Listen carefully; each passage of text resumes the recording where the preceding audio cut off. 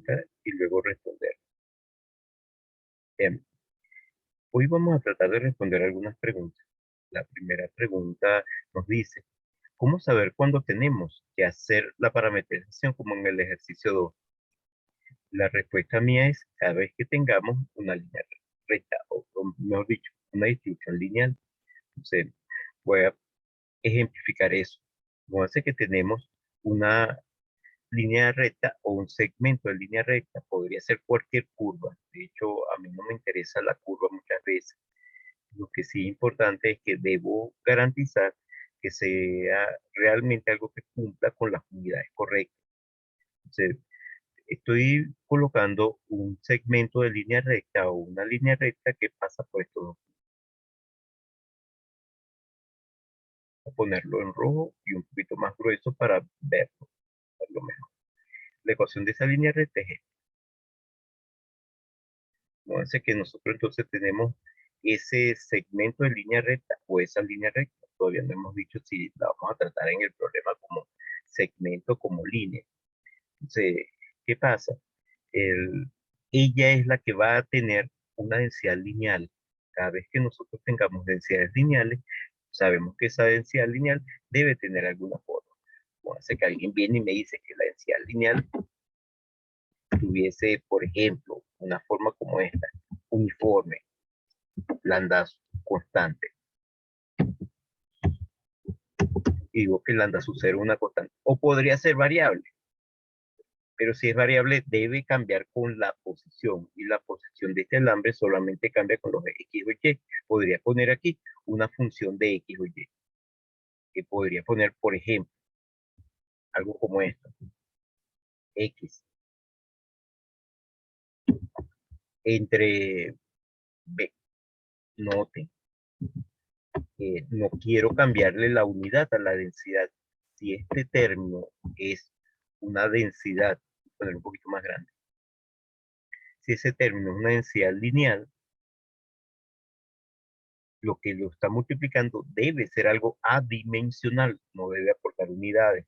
Por lo tanto, puedo poner algo que tiene unidades de longitud entre unidades de longitud. Porque si ustedes ven esto, A y B deben tener unidades de longitud. Lo estamos viendo también en el dibujo. A y B están sobre los ejes X y Y, es decir, tienen unidades de longitud, porque tienen unidades de posición. Entonces, esto podría ser una densidad válida. El, algo que no es constante, algo variable con la posición. Podría ser constante, no importa, porque lo que me interesa ahorita es ver cómo trabajar. ¿Qué ocurre? Nosotros tenemos que decidir ahora con qué variable trabajar. Vamos a hacer la parametrización de la línea recta o el segmento de línea recta. Vamos a poner que es un segmento. Entonces, vamos a decir que tenemos un segmento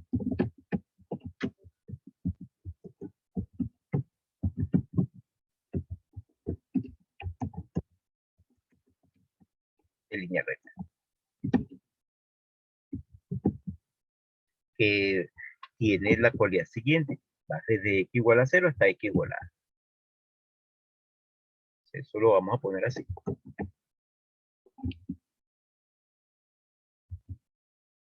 0 menor o igual que x menor o igual que A. Esta es la manera de decir que estamos hablando solamente de ese segmento.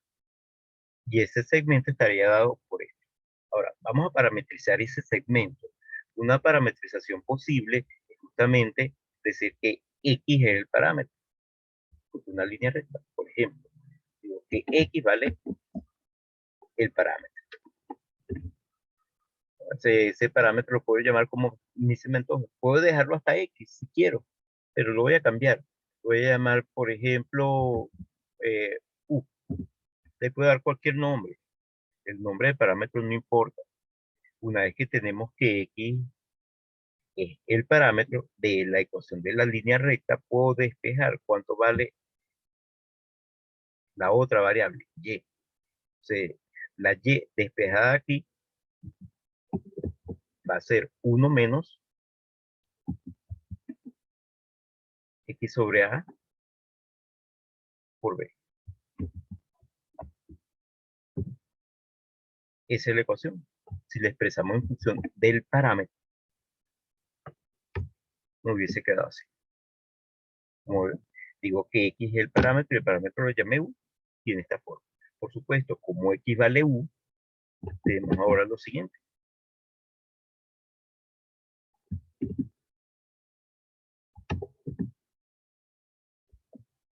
Que U varía desde 0 hasta A. Una vez que sabemos eso, podemos ya empezar a trabajar. Acuérdense, ecuaciones del alambre son las que producen la función de posición, lo que llamamos R', posición del elemento de carga. Es decir, en este dibujo nosotros podríamos colocar un elemento de carga. Voy a ponerlo como una pelotita pequeña.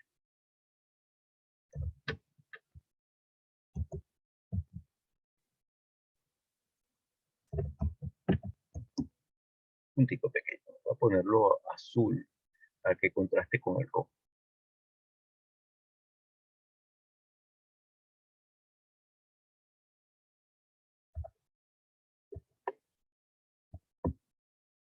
Ese puntito que estoy colocando allí es justamente que me interesa. Es muy pequeño, poner un poquito más grande.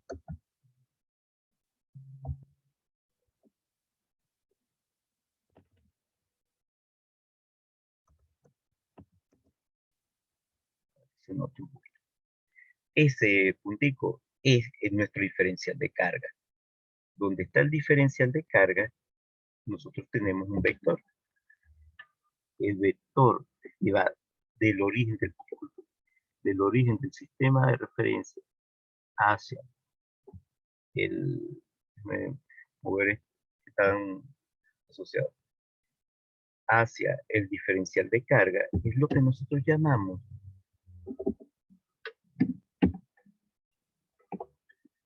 vector R'. Entonces tenemos que notar que ese vector R' va del origen del sistema de referencia hacia el diferencial de carga.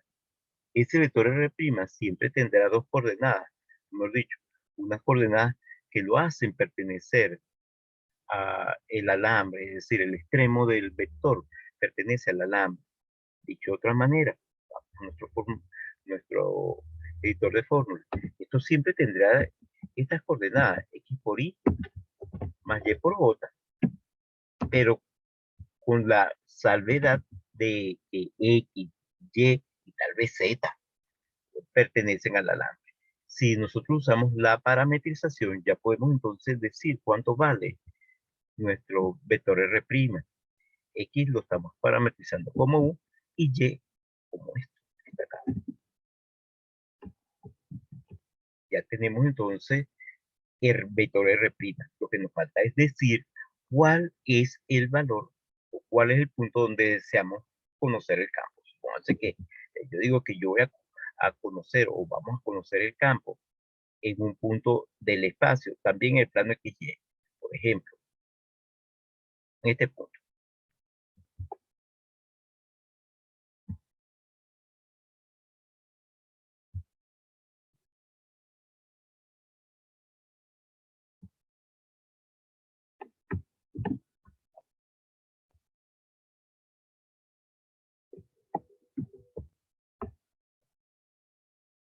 Por decir algo, el punto de coordenadas AB, A en X y B en Y, en este punto. O sea que ese puntico, por ejemplo, lo llamamos P, para ser consistente a algo que muchas veces se utiliza, que los puntos los podemos llamar en función de P, Q, R, S, Z. Entonces, ya tenemos el punto de observación. Allí es que deseamos conocer el valor del campo. Eso define otro vector.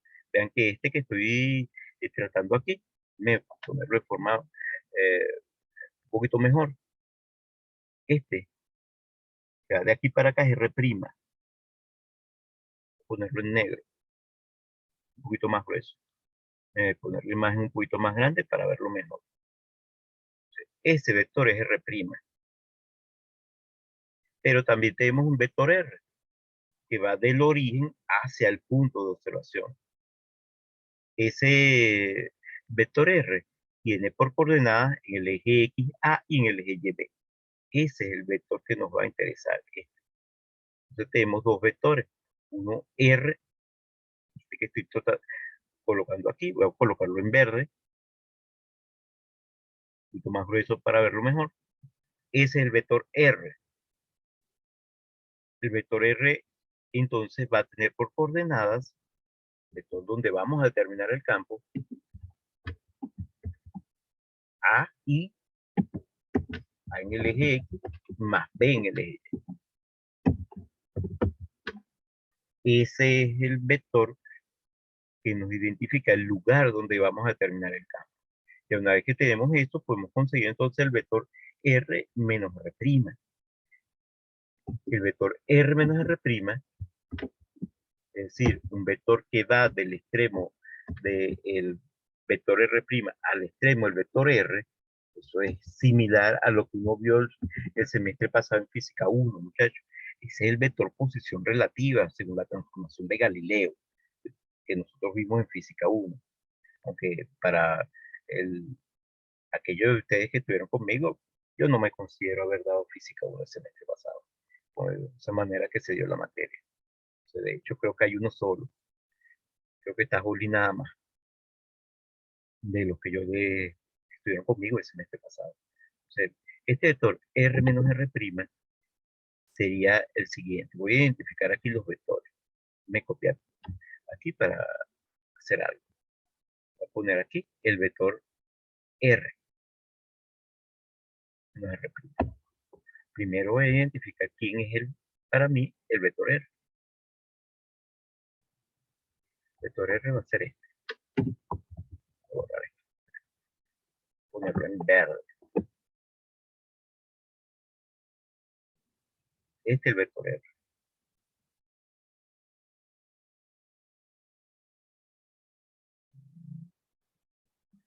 Y el vector R' es este otro. Voy a ponerlo en otro color, en este morado. Ese va a ser el vector R'.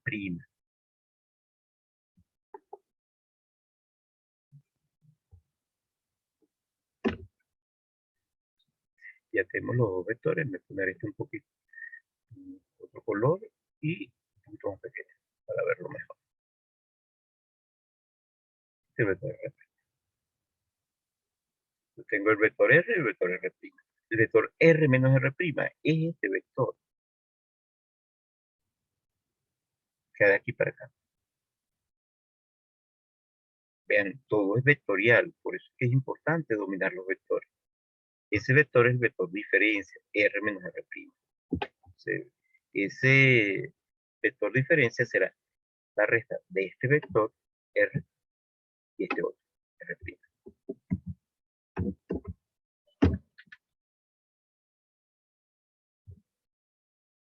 Y una vez que tenemos esto, vamos a simplificarlo un poquito, copiarlo para En simplificarlo la un poco. parte de cuando, de R'. Sí, aquí me faltó la U, no la copié, gracias. Me imagino que es eso lo que tú me vas a decir. Sí, sí, era eso. Sí, sí, cuando la agarré no la copié. Aquí me faltó esta copié a partir de acá y no agarré la U. Gracias. Sí, de hecho, si no me lo dice, me hubiese dado cuenta después por las unidades, pero no me había dado cuenta. Gracias. Entonces, bien, vamos a sacar factor común la I. La I es factor común, por supuesto, de la A y de menos U. Ya quito la I de aquí. Ahora voy a sacar factor común la B. La B es factor común pero la J es factor común de esta B y de menos esta cantidad. Vamos a poner menos todo esto.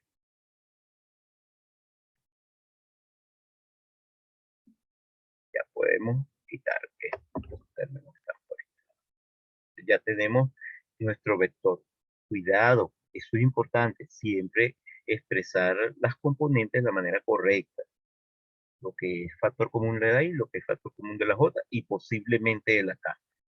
Una vez que se tiene esto, vamos a calcularle el módulo. Si le calculamos el módulo a un lado de la relación, se lo tenemos que calcular del otro lado también, para no alterarla.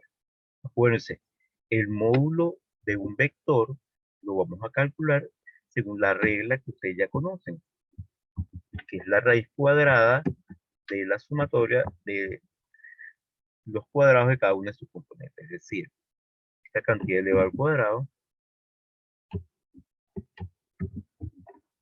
más esta otra elevado al cuadrado. Completo.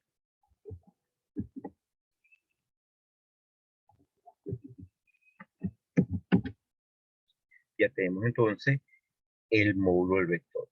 Nos falta solamente cambiar esta densidad, porque acuérdense que habíamos dicho que esta densidad es este problema hipotético que estoy tratando de hacer para aclarar algunas cosas de cómo utilizar nuestra parametrización.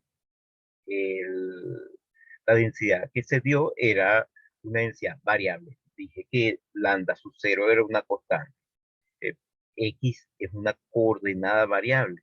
Aquí, como decidimos parametrizar en función de U, y U vale X, tengo que cambiar entonces X por U. Y ya tenemos todo en función de U. Lo que nos hace falta es decir, ¿quién es el diferencial de longitud? El diferencial de longitud es algo que se calcula según esta relación. La raíz cuadrada de X al cuadrado más de Y al cuadrado. Más de Z al cuadrado, pero es que no tiene Z. Acuérdense que esta DL o este valor de DL se calcula en función de lo que le pasa al alambre, no al punto de observación, porque el punto de observación no lo podemos derivar porque él es un punto fijo. En cambio, el alambre tiene muchos puntos. Noten nuestro dibujito. El alambre tiene muchos puntos, pero el punto de observación es uno solo. Si derivamos con respecto a las coordenadas del punto de observación, nos va a dar cero, porque estaríamos derivando constantes. Entonces, una vez que se tiene esto, decimos, ¿cuánto vale de X y cuánto vale de Y? Podríamos derivar estas expresiones. Están aquí, la Y y la X en función de U. Lo podemos hacer, vamos a hacerlo. Entonces, de esta, obviamente, de X es lo mismo que de U. Vamos a ponerlo aquí arriba para no cambiarlo. De X igual a de U. Y vamos a poner quién es de Y. Vamos a poner Y aquí. ¿Sí? La derivo allá abajo. De Y, como B es constante, me va a quedar entonces, simple y llanamente, la diría una constante 0 y de U. Puedo poner esta B de este lado si quiero. Y este paréntesis ya no es del todo necesario. Cuidado, los paréntesis los estamos perdiendo. No sé por qué. Aquí entre nos se está perdiendo. Algo en bachillerato tal vez está ocurriendo mal. O en nuestro primer semestre algo no lo hemos adquirido. Los paréntesis son sumamente importantes. Una vez que ya sabemos cuánto vale de X y de Y, conseguir cuánto vale nuestro BL. Que sería de U al cuadrado más esta otra cantidad elevada al cuadrado.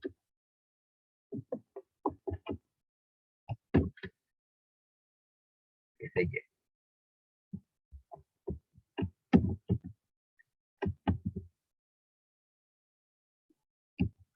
Ahora, vamos a sacar factor común de U, pero acuérdense, esto es sumamente importante y aquí está una parte delicada porque algunos cometemos errores con esto. La raíz cuadrada, voy a ponerlo aquí, la raíz cuadrada de U al cuadrado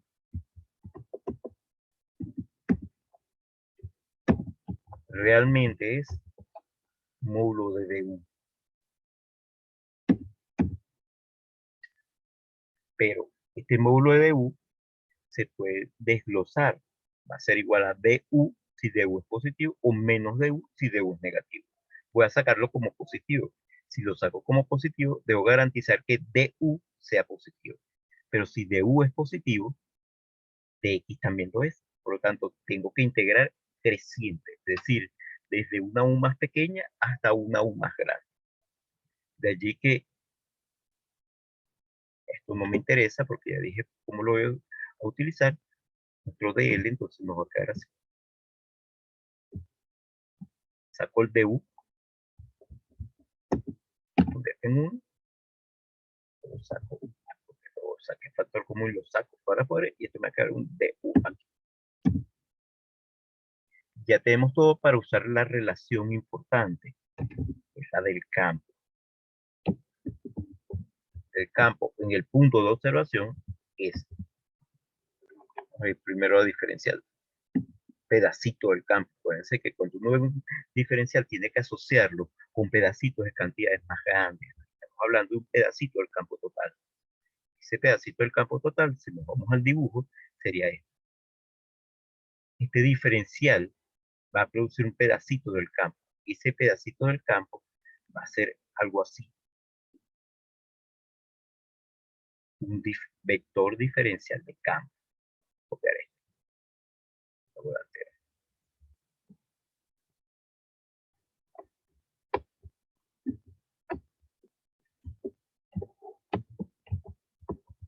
Ese es el valor de nuestro pedacito del campo, nuestro diferencial de campo, producido por el diferencial de carga. ¿No? No es el campo total, pero ¿qué va a pasar? En la medida que R' vaya cambiando, él va a tomar en cuenta todos los puntos del alambre y la suma de todos los diferenciales de campo será el campo total. Pero como estamos sumando elementos diferenciales, esa suma se convierte en una integral. Y eso es justamente lo que vamos a hacer luego. La fórmula es la siguiente. La constante de la ley de Coulomb por el diferencial de carga por el vector diferencia R menos R', es decir, el vector que va del diferencial de carga al punto de observación,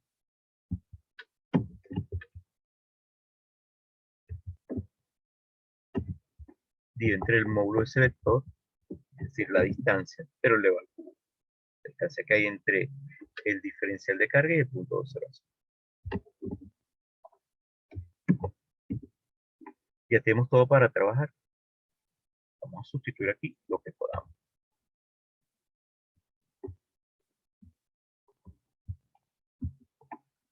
dq es lambda por dl. Porque acuérdense que lambda, la densidad de carga, es igual a cuánta carga hay por unidad de longitud. Ya que aprovecho la oportunidad para mencionar algo. Cuidado con esa unidad de longitud, es dl. La nomenclatura para nosotros es dl. Entonces, vamos a decir que dq es lambda por dl, pero lambda es esto. Vamos a ponerlo aquí, dq lambda por dl. Esto es esto que estoy colocando aquí es lambda. Pero nos falta el dl, pero el dl es esta expresión.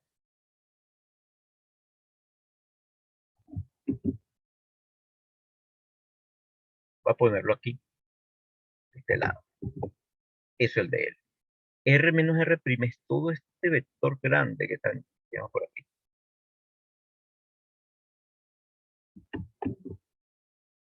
Vamos a copiarlo entonces.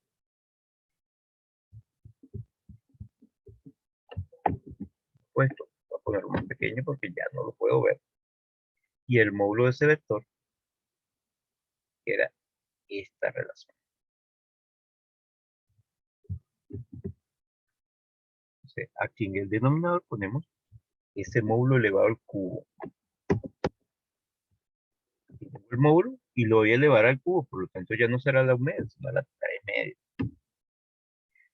Ya tendríamos cómo calcular el campo, lo que tenemos que integrar, pero acuérdense, las variables de integración es u Y U varía desde una U más pequeña hasta U más grande. Y ya dijimos que U va entre 0 y A. Si nos vamos al dibujo, obviamente A es una cantidad positiva. Entonces, vamos a expresar las distintas componentes. Voy a simplificar esto un poquito. Ya es redundante. Vamos a conseguir ahora la componente en el eje X. La componente en el eje X es todo aquello que no tenga, hemos dicho que tenga factor común la Y. Entonces quitamos la J. Lo que es factor común de la J lo quitamos. Pero como vamos a calcular una componente tipo escalar, también quitamos la Y. Eso es sumamente importante. Y ya tendremos entonces la componente en el eje X. Si queremos el campo en el eje X, integramos de 0 hasta A.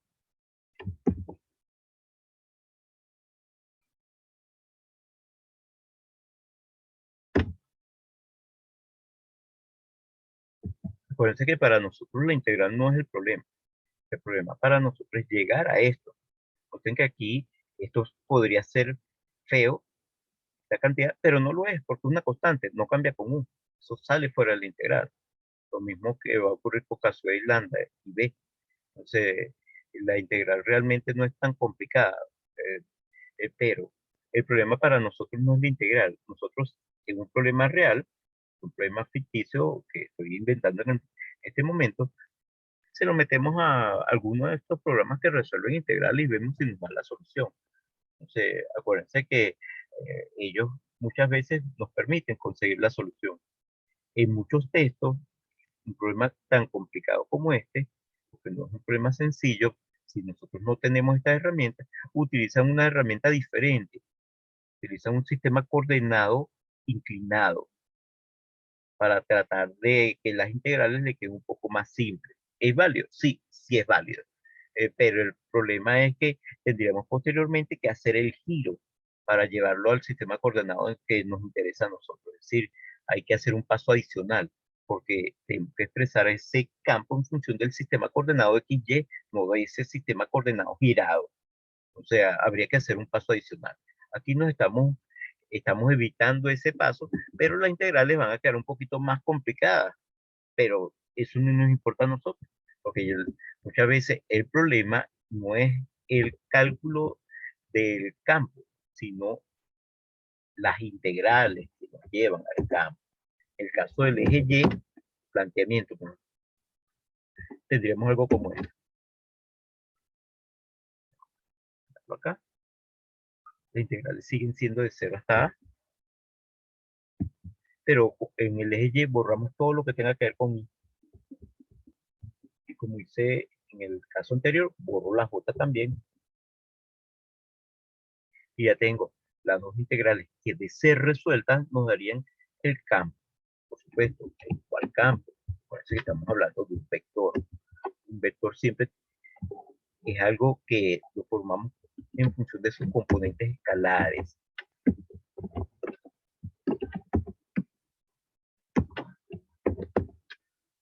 Tenemos que resolver esas integrales y colocarlos aquí. Una vez que nosotros hacemos eso, ya tendríamos justamente el valor del campo. Es decir, Luzmar, lo que nos está interesando no es más que ver que cada vez que nosotros tengamos una distribución lineal, sobre todo, porque a mí la que me va a interesar fundamentalmente es la lineal, por algo interesante, es que la volvemos a utilizar.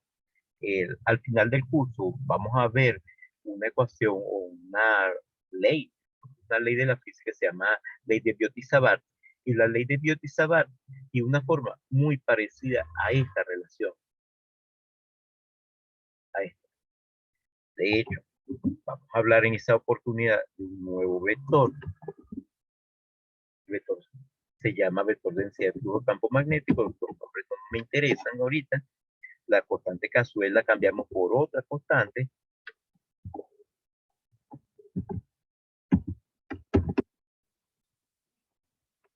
Un 0 sobre 4pi. El de Q lo cambiamos por una cantidad que se llama I por DL, pero cuidado, DL vectorial, no es un DL escalar, sino un DL vectorial. Hay un producto vectorial y esa es la ley. Nota, o noten ustedes que hay pequeños cambios. Se trabaja con el vector DL y no con su módulo, que es lo que utilizamos antes. Y aquí aparece un producto vectorial. Pero noten que los cambios que hice fueron mínimos. Una constante le cambié el nombre, el diferencial de longitud escalar, escalar que aparece aquí como lambda por DL lo cambié por un diferencial de longitud vectorial y aparece un producto vectorial. Eso prácticamente son todos los cambios. Entonces, esto significa que aprender a utilizar esta manera de trabajar para los alambres nos va a ser útil posteriormente para el cálculo de este vector que se llama vector de inducción magnética, que es algo que aparece en el campo magnético. Y si nosotros recorrimos este camino, ahorita, cuando lleguemos en su debido momento a eso, ya tenemos un camino recorrido que nos va a ayudar bastante. Entonces, no sé si con esto aclaro un poquitico tu duda, Luzmar.